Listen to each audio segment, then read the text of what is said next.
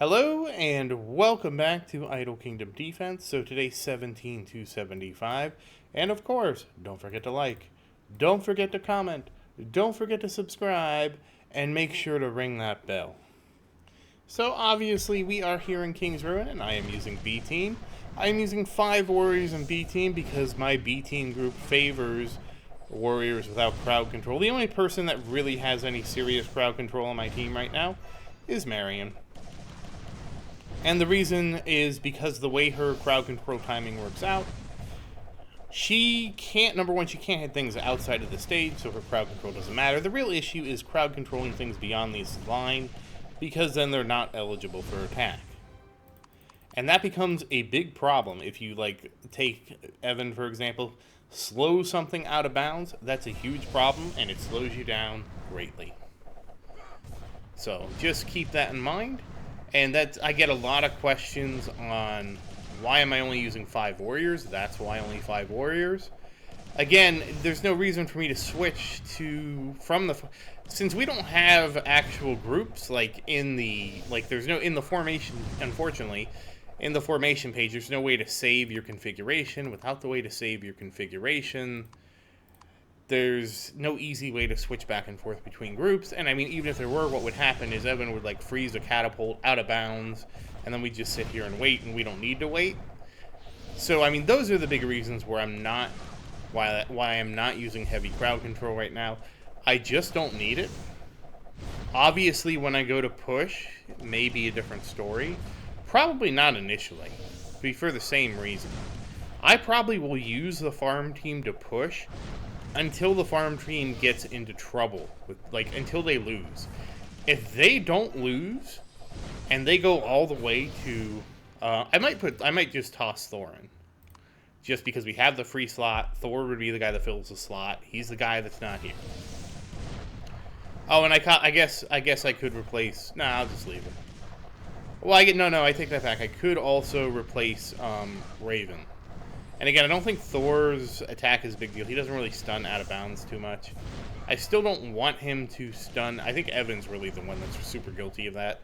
I still don't want things getting stunned out of bounds and stuff like that, so we'll see. Who did I use back then? I think it was Julian? So I'd be replacing Raven with Julian if I chose to go down that route. I honestly, Who is not? Oh, it's the Viking chick. I think it's the Viking chick. That's on. I forgot these two, the two that are 7,500. Those are the two I used. I was using Julian, but I replaced him with Vincent because I liked Vincent's attack. Again, I prefer the player-based AoE attack over any other attack that the heroes do. The reason being, any hero like Thor or Roderick or Julian, except for the Viking chick, but she just doesn't hit down enough. She hits very far in 2 directions, but she never hits up and down. She doesn't have very good vertical movement there.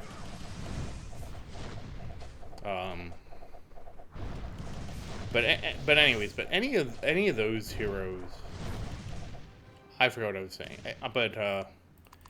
Any hero that hits in front of them, I see as problematic because they can just lose via positioning. Positioning can just become a loss because right now it's great. They're hitting to the right. If for some reason, see, Roger got turned around, I was hitting to the left.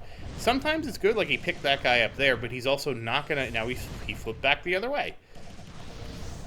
Whereas, yeah, Vincent doesn't hit as wide of an area, but anything around Vincent, see, he picked that guy up right there.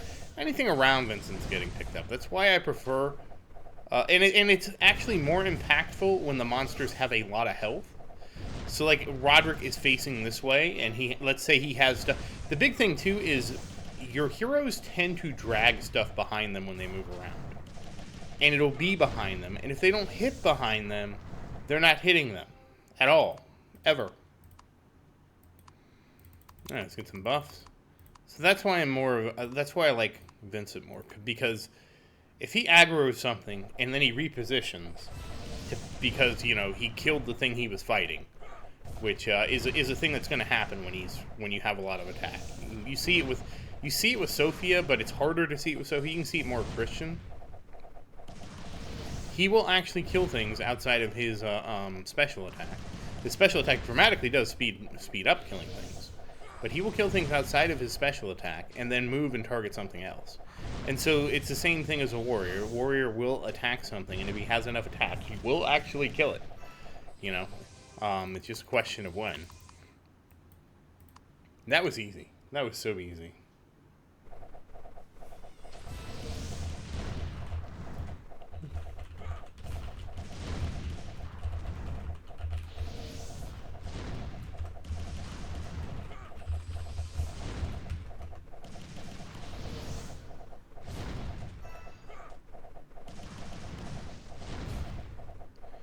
And here's another one.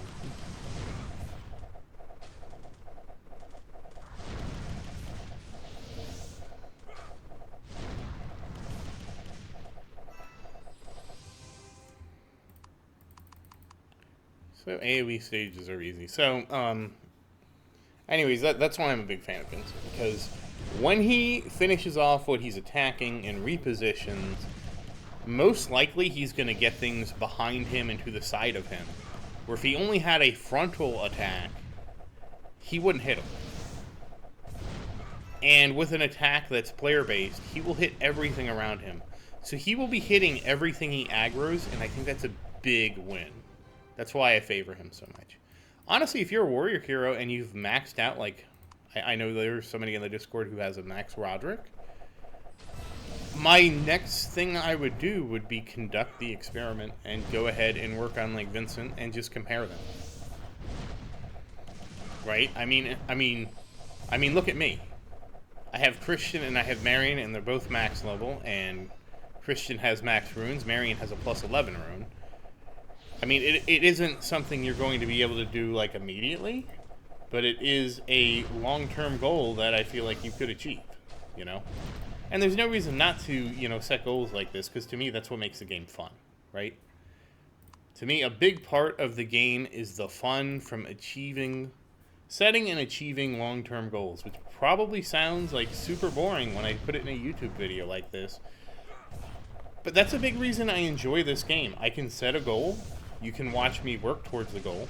I also like it too because it's an incremental game, and I think incremental games are great at displaying this. Now, obviously, as a player, one of the problems is with an incremental game. Like, if you were starting this today, one of the hard things to overcome is how far I've gotten, and how, like, you're never going to.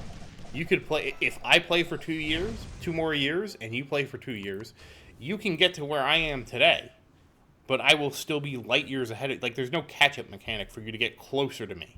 You're still going to be, and it's going to be a little less than 2 years behind because I screwed up my artifacts and stuff like that.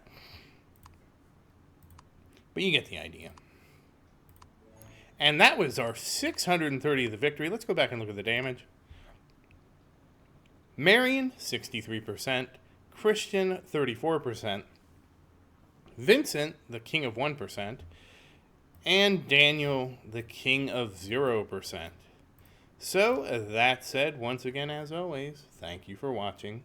Please like and subscribe to support the channel. If you have any questions, feel free to say something in the comments. I do always look forward to your questions. And as always, thank you again, and I hope you have a great day.